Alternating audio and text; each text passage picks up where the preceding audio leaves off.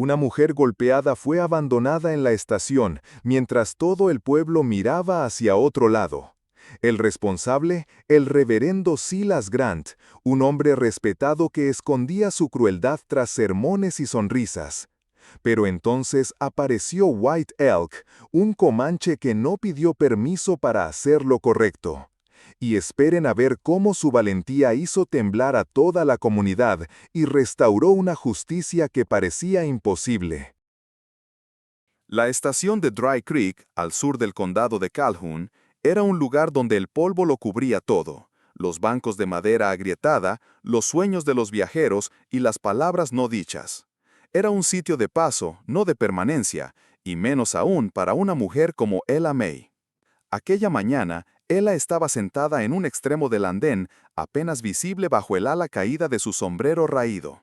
Tenía los labios partidos, uno aún hinchado, la mejilla amoratada bajo una capa sucia de polvo y sudor. Llevaba un vestido azul claro que una vez fue bonito, pero ahora colgaba de su cuerpo como si temiera ser notado. Se abrazaba a sí misma con los brazos delgados, temblorosos, como si su cuerpo intentaba contener lo que quedaba de su dignidad. Los pocos que esperaban el tren, 3 hombres y una mujer mayor, la miraban de reojo, con una mezcla de desprecio, fastidio y temor. Nadie se sentó cerca, nadie le habló. A lo sumo, uno de los hombres masculló una burla entre dientes, y la mujer mayor apretó su bolso contra el pecho como si la presencia de Ella May fuese una amenaza moral. Pero la amenaza no estaba en ella.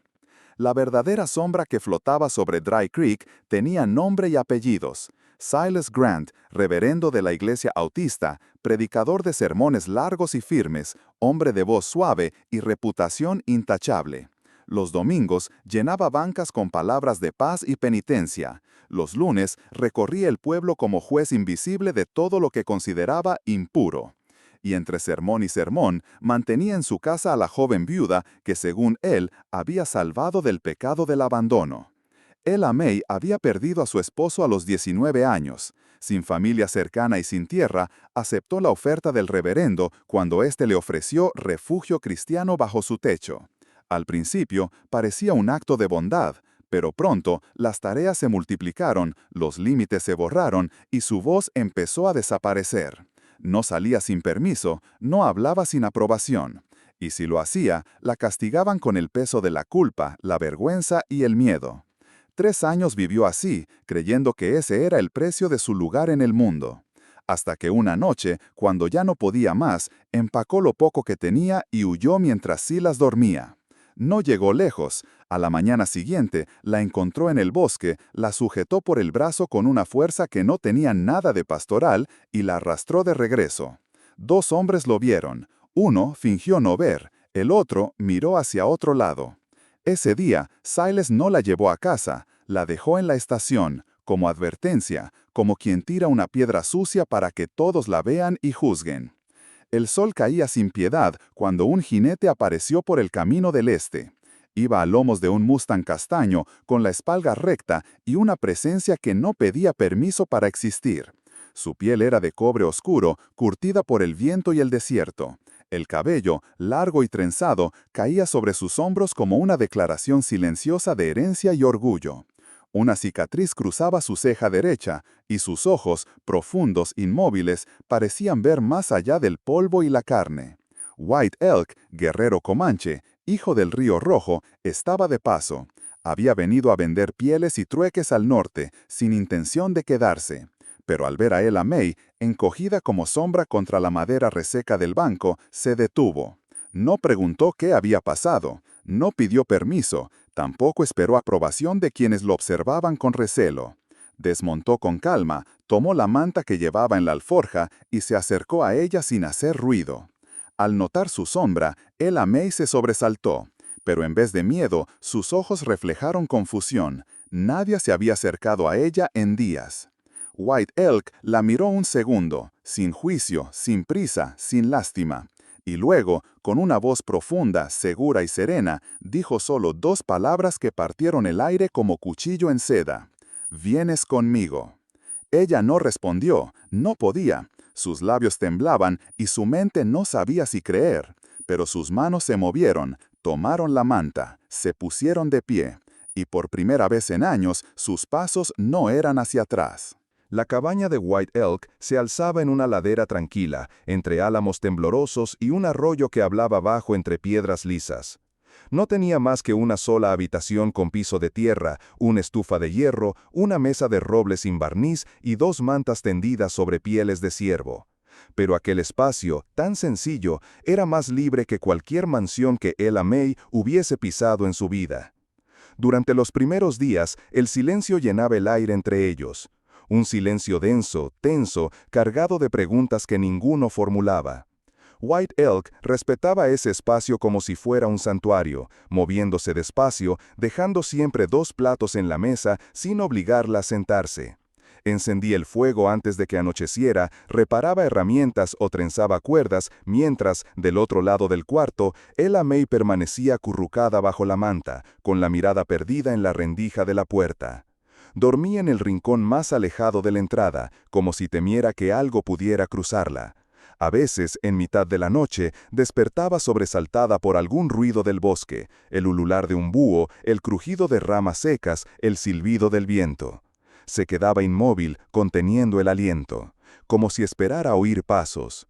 White Elk nunca se acercaba, nunca la tocaba. Solo avivaba el fuego, añadía otra manta a su lado si hacía frío y luego volvía a su rincón. La dejaba ser, y en eso estaba la mayor delicadeza, en no imponer ni una sola palabra. Pero la verdadera herida no se veía, no estaba en los moretones que se desvanecían lentamente, ni en las marcas del cuerpo. Era una herida más honda, más enredada, la voz que le había sido quitada. Silas no solo le había hecho daño, le había convencido de que no tenía valor sin él, que su existencia era una deuda y que su cuerpo no le pertenecía, que nadie jamás querría protegerla sin cobrar un precio. Aquello no se deshacía con sopa caliente ni con leña encendida. Ella May tardó días en mirar a White Elk a los ojos, tardó una semana en decir gracias, tardó un mes en aceptar una taza directamente de sus manos. Pero en los pequeños gestos, en cómo él le mostraba cómo cepillar el lomo de los caballos, cómo dejaba que ella escoge el momento de hablar, cómo le explicaba los nombres de las estrellas en su idioma sin esperar que ella repitiera nada, algo empezó a cambiar. No de golpe, pero como lo hace el sol en la mañana, primero calentando la tierra, después abriéndose paso entre las sombras. Una tarde, White Elk le ofreció una silla de montar. No era nueva, pero él la había reparado con dedicación.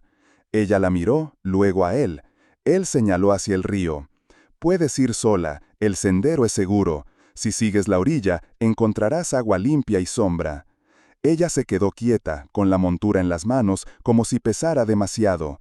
Miró hacia la puerta, luego hacia el caballo que pastaba tranquilo afuera. Y entonces, con voz baja, casi inaudible, preguntó: ¿No tienes miedo de que no vuelva?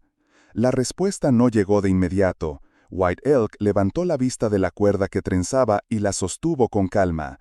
Tengo miedo de que sigas creyendo que estás atada. Ella se quedó paralizada. Aquellas palabras cayeron en su interior como lluvia sobre tierra reseca. No hablaban de huida, hablaban de libertad, de una que no dependía de candados, sino de creer que aún podía elegir. Sus ojos se llenaron de lágrimas, no de dolor, no de culpa, sino de algo más desconocido, alivio. Como si por primera vez alguien no le exigiera nada, no esperara nada, salvo que volviera, porque ella sí lo deseaba. Y en ese instante, en medio del aire tibio de la tarde, Ella May sintió que alguien la veía, no como una sombra, no como una carga, ni como un alma perdida. La veía como mujer, como persona, como alguien entera. Ella no dijo nada más. Salió con la silla, ensilló el caballo con manos temblorosas y partió al trote, dejando atrás algo invisible pero muy pesado. White Elk la vio alejarse sin moverse del umbral. Y cuando, horas después, el sonido de cascos volvió por el sendero, él no salió a recibirla, solo colocó otro cuenco de comida en la mesa, como si ya supiera. Un mes había pasado desde que Ella May llegó a la cabaña de White Elk. El invierno aún dormía en las montañas, pero el aire ya olía a renovación. Los días eran más largos, el arroyo corría más claro, y en los gestos de ella comenzaba a notarse una tibia libertad. Ahora, al caminar, no miraba al suelo. Ya no dormía en el rincón más oscuro, y aunque las pesadillas aún venían algunas noches, al despertar encontraba una taza de infusión humeante en la mesa y el silencio respetuoso de un hombre que no pedía explicaciones. En los ojos de ella May, algo apagado había comenzado a brillar. Era leve, frágil, como una llama encendida con una cerilla húmeda, pero ardía. White Elk lo notó. No dijo nada, como era su costumbre, pero una mañana, al ensillar los caballos, puso frente a ella una bolsa de cuero trenzado. «Vamos al pueblo», dijo, con tono sereno. Ella May lo miró sin moverse. Por un instante pensó que era una prueba. Luego entendió, era una elección. Vestida con un sencillo vestido blanco que había lavado y remendado con sus propias manos, subió al caballo. No dijo palabra en todo el camino, pero su espalda estaba recta, y sus dedos, aunque tensos sobre las riendas, no temblaban. Cuando llegaron a Dry Creek, la vida del pueblo siguió girando como un molino antiguo. Unos niños dejaron de jugar, 2 mujeres se hicieron las distraídas. 3 hombres en la barbería dejaron de hablar con la navaja suspendida en el aire. El que más miraban no era ella, sino él, White Elk, el comanche, el salvaje, el que no debía caminar entre casas blancas. Pero él caminaba erguido, sin arrogancia, sin amenaza, como alguien que no necesitaba justificar su presencia.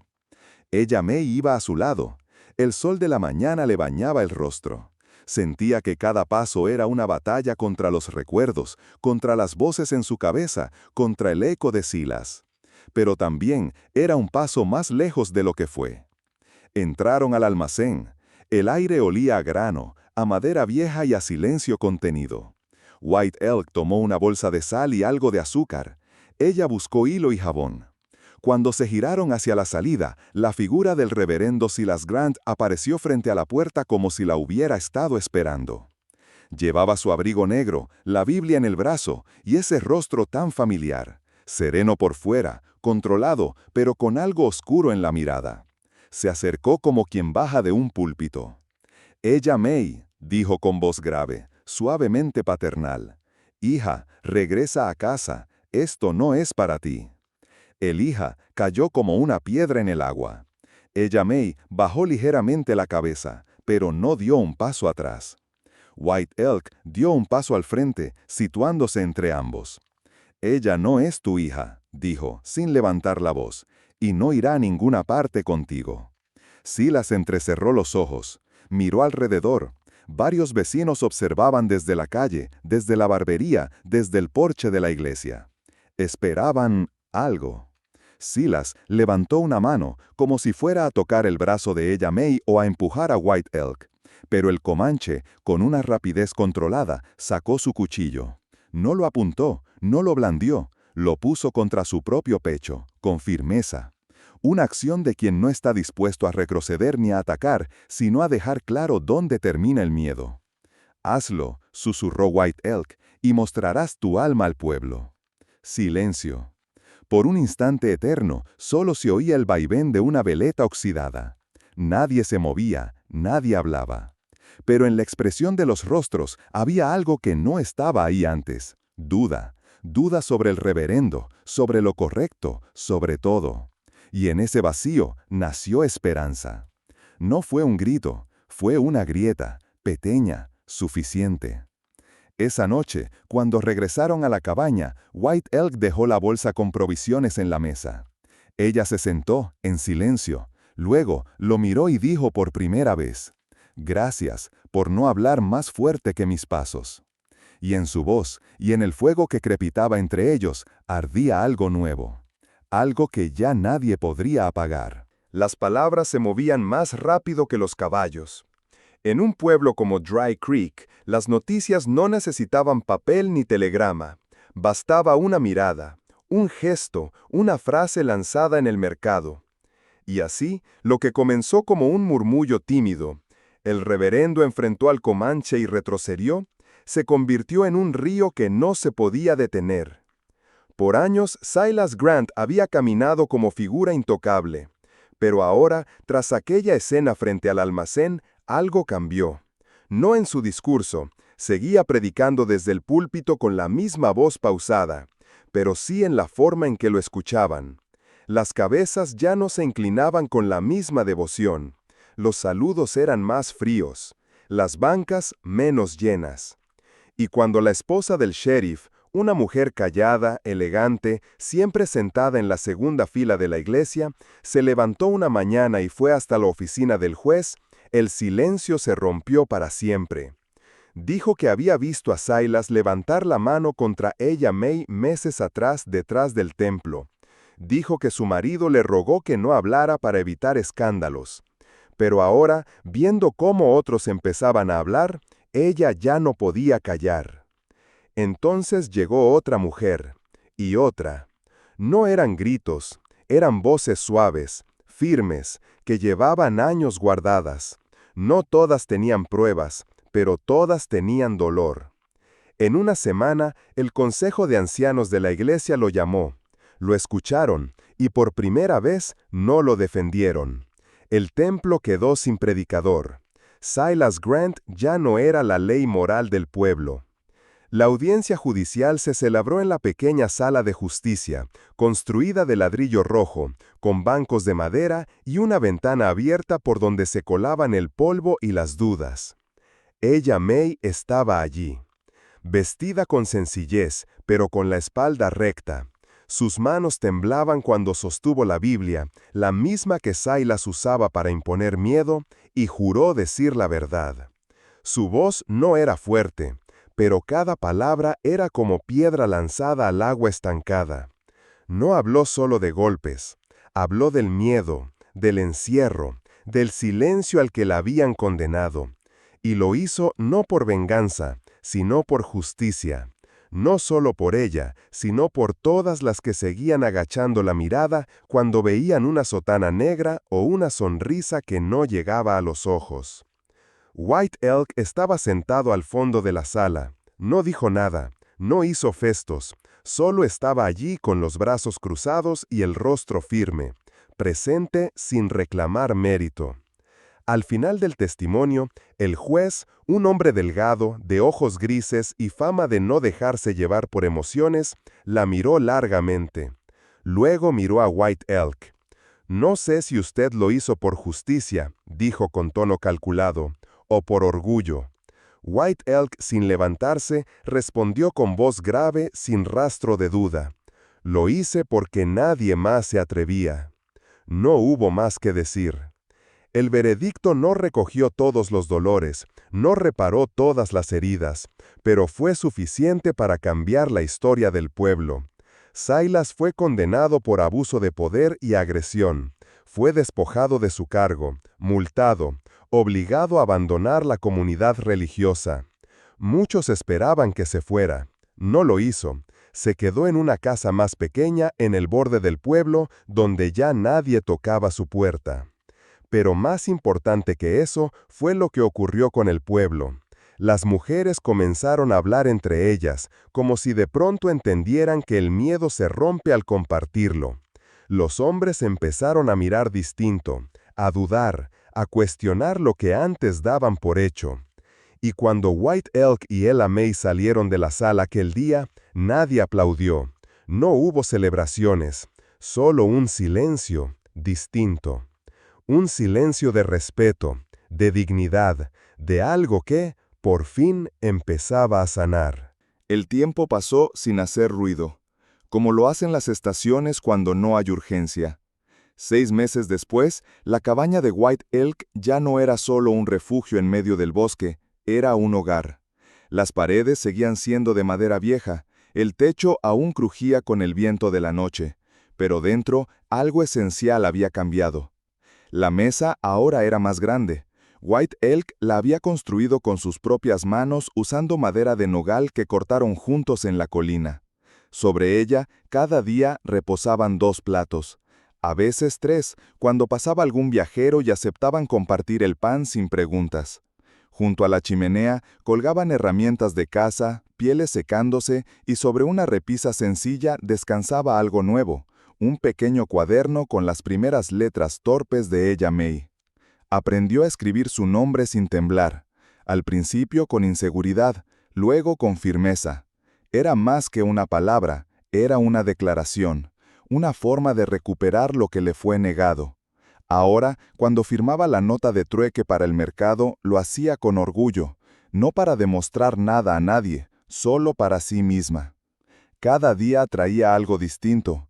Ella montaba a caballo con soltura, ayudaba a cortar leña, curaba heridas pequeñas y cantaba canciones que recordaba de la infancia mientras preparaba café.